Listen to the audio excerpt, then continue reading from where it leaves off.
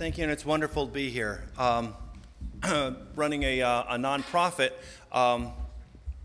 in the area of libraries and the like, I thought I would not talk about truth, beauty, and light, but about money and trying to figure out sort of how are we doing as a way of, when I was thinking about this gathering, sort of where are we? How are we doing towards books in browsers? And I'm going to give my own sort of slant of this, from the library perspective, of how are we doing towards having lots and lots of books in browsers. And by books, I'm going to take it as long-form narratives. I realize that leaves out a lot. And I'm going to say sold, like really sold, like money transaction sold, not as much as subscription and not advertising based, but sort of long-form narratives that are sold. That form of what a book is. And browser, I'm going to take as not just delivered via the web, but integrated with the web. Searchable, linkable, sort of integrated into the web. How are we doing towards that definition of books in browsers? And I would say that it's been a difficult 10 years. There's fits and starts. Actually, this conference and the groups that are represented here, and either the subgroups of the bigger publishers or sort of the interesting experimenters that come together each year as part of this, actually is the sort of revved up light I've got in this. But how are we doing towards the broader market of books in browsers? Well, let's take a couple of the things that have happened in the last 10 years. There was the Google Books project, which started with the sort of, let's go and digitize the world's libraries and get all books online. And I think they're all but finished. They've got 20 million books, at least that was the last public number that I heard from them, digitized out of a lot of the great libraries. It's fantastic. But even the public domain books, they didn't integrate with the web. So they basically kept it aside in their own little private garden that they could search and mine, and they didn't really make it web accessible. So they didn't really do it. Then there was the out-of-print works, where they had a proposed settlement where they would build a library that would sell access, the HathiTrust, to this collection of books, and that didn't go over very well in the courts. After a long and expensive battle, that basically stalled, and so we've got kind of a hobbled version of all of that. So I'd say the Google Book Project, in many ways, worked for them, but didn't work for the rest of us. It stalled. There's the Internet Archive's Open Content Alliance and Open Library, where that's still going. And we're going at about 1,000 to 1,500 books a day of digitizing old books. We try hard to buy ebooks to go and add to this, and that has been a phenomenal failure. It's not been easy to try to buy ebooks in the same way that we bought physical books. Why? I'm not sure. The library world spends $3 or $4 billion a year on publishers' products, yet we can't find many publishers that will sell us books in any same shape of allowing us to buy them and being able to lend them out. So that's been a real downer, if you will. But on the public domain front, it's actually been going pretty well. And I've got some cool things that one researcher named Kahle did. He took the images out of our public domain books and then put them up on Flickr using the words around it as search terms and put 2 million up. And we're hoping that it sort of, the whole service gets better and better. But it's also pretty darn cool. If you click on, say, that center image, it drags you back into the book itself to go and say, okay, here it is. It opens up to the right page, and you can see where it's from and what's going on. So it's not just disembodied mashup stuff like you see on YouTube. It's actually weaving books into the web itself. So I'd say that's been a win. But how are we doing on the more modern books? We've been digitizing new books. And they can be available to the blind and dyslexic So that's awesome. So there are about 500,000 books, I think it is, that are available to the blind and dyslexic through the little talking book things. That's good. Not great, but that's a start. And then for the 20th century books, we've been putting them up so we can lend them out, one reader at a time, using the same protections that publishers use for their in-print works, whether it's Adobe Digital Editions or on-screen book reading with locks, that sort of thing, and allow people to borrow books. And people are doing it. So about 300,000 books are being lent this way. But I wouldn't say it's really woven into the web in any really interesting way. It's very difficult to quote. It's not easy to go and pull different parts of it. It's not really spread out into the web yet. But at least it's going on, and it's been going on now for many years, and many of the big public libraries and state libraries and even international libraries have been jumping in, digitizing in copyright, non-rights cleared books in such a way that they're lent one reader at a time. And so it's kind of working. In the last couple months, actually, though, we got some really threatening interactions with one of the major publishers. And they were like demanding that we take down a segment, not a large segment, but a segment of what it is we're putting up. And our response was, okay, can we buy these from you? I mean, going and having digitized versions is sort of like having a cassette of your LP as opposed to the CD. We'd really like to go and lend these and have really good digital versions and lend them out. And they said, we'll talk about that after you take these things down. And it's just not the kind of interaction that I was expecting. And then the same publisher seems to have employed companies that use these robots to go after people that even have cover images up. So we got threatening email from these folks on cover images. And it was like, what? So it seems like we're back in the bad old days of the music, let's sue your user days. I'd say we're, in terms of the big publishers, and that sort of that mindset, we seem to still be kind of around there, and I hope that we grow out of that soon. So what else is going on? Amazon's projects. Amazon, including the Kindle and publishing their imprints, they're doing great. Right? Amazon's doing great. Their stock's through the moon. There's a fairly convenient. You see Kindles on airplanes.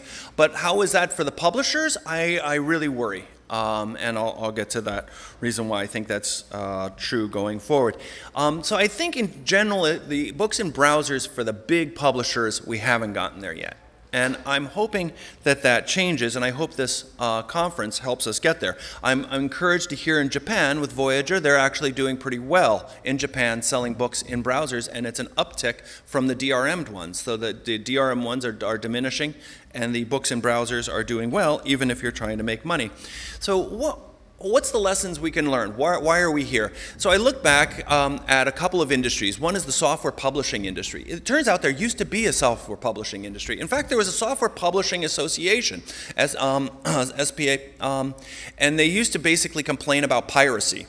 And it turned out the really thing they should have been complaining about was Microsoft. So the software publishing industry has continued to have rising revenue, but the number of companies has plummeted. And it peaked right before Microsoft was declared a monopoly. Surprise! If somebody else, the lesson for me was, if somebody else controls the rails, you're going to lose. And so the Apple, Microsoft basically sucked any of the software products back into their platform and to make a unified positive customer experience, and basically wiped out an ecosystem that put them originally on the map. So Apple and Microsoft needed those developers for a while until they basically could suck them dry, suck them in, and starve them out of existence. And Adobe, I think, is really, the major lasting extant software publisher. So that was the lesson out of that. Out of music publishing, this is a chart from the RIAA which I find kind of been interesting over the last week when I've been working to try to figure this out. It starts in 1973 and to 2013. And there's the different colors are different formats as they went through. I think the top blue one that peaked in 1978 was 8-track tapes. But it's interesting. There was another peak. It was in 1978, and then there was another peak right in 1999. And the big sort of attribute, it couldn't be our product or it couldn't be our formats is the problem. It had to be Napster. So there was this Napster thing that came right at the peak of that peak. And then it started coming on down. And there was this wonderful rallying cry that was like, oh, we win. It's going to be Apple. iTunes is going to save us. They're going to deliver the digital rights management that we've always thought was absolutely critical to the survival of our industry. But as you notice, even after iTunes came out, it was still continued to go down, down, down. And even Apple in 2007 didn't have any real respect for the music industry or their interest in DRM. And Steve Jobs sent that famous open letter saying, go without DRM, guys. And it's the only way to make a good customer experience. And he was right about that. And it was probably the only way, I would suggest, to actually have a music industry left at all. And so DRM was pulled out by 2007, and it looks like it's kind of evening out, which I don't know what's going to happen in the future for music publishing revenues, but it's a DRM-free area. It's going to be really strange for me to stand up here and go and say, we should use the music industry as a model for what it is we see going forward, but I'm going to stand up here and say, maybe we should use the music industry as a model of what it is we should be doing going forward. They may just be ahead of us in terms of where things are going. So, what are other lessons in some of this area? If you control distribution, you win.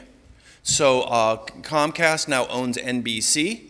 iTunes set the price and distribution schedule for music. And if somebody else sets your prices and somebody else distributes your product, you don't have a company, you have a division. That there is no way that you can basically make an independent business decisions if there's that much control going forward. So what about publishing?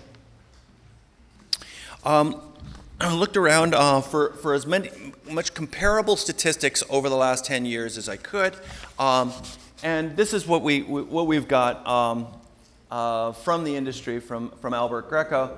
It was basically pretty even, and it's actually the print sales have been going down, but if you add in digital sales, it's actually net going up. Some interesting things here for me is these numbers are really small. So this is the adult trade book world. It's $6 billion, which I don't know what lipstick is, but I bet it's about that. I bet dog food dwarfs this whole industry.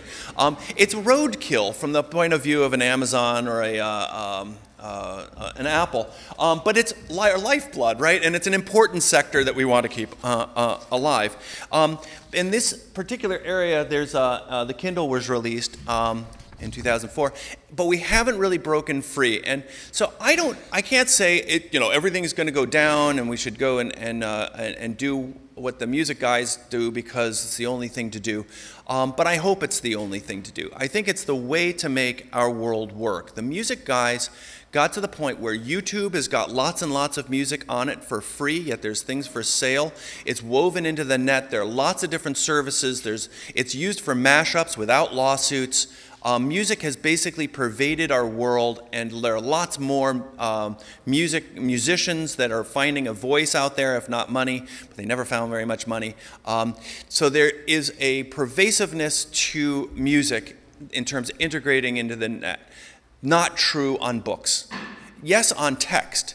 There's lots of text out there. There's advertising-supported text, but there's not sort of purchased text out there. And purchased text, I think, is very important because if you look at the advertising-based industries, whether it's magazines, newspapers, television, radio, they tend to end up being conglomerated into one or a few different major sales organizations, and they tend to be centrally controlled. Books are ferociously independent. So a way of dealing with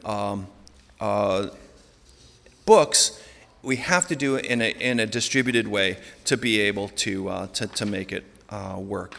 So I'm going to renew the cry for books in browsers. I think we need to start to experiment and really dive in a way that not just on the fringe, but with the big publishers on board as well. Otherwise, I'm not sure we're going to have the momentum to make it through how we're going to get people to believe that they should purchase something that is available on the World Wide Web. The browsers have come a long way in the last 10 years. They're really capable environments. They're full-on application environments, so that I wrote this using Google Docs, right? And it's a perfectly fine replacement for a full-on mature application of Microsoft Word. So we've got a full-on environment that we don't need to be limited necessarily to EPUB because of the containerized ability. We can reach out and have it interlink with JavaScript, with other resources, pull things in, as long as we go and build some form of framework that makes sense for people when they cross over some barrier to have purchased something in these long-form narrative approaches. So these are the, I guess it's a plead, because it's the only way I think that we're going to have a thriving publishing industry, is having small-scale publishers that are doing radical new things, as well as large-scale publishers making money by going and selling books in browsers.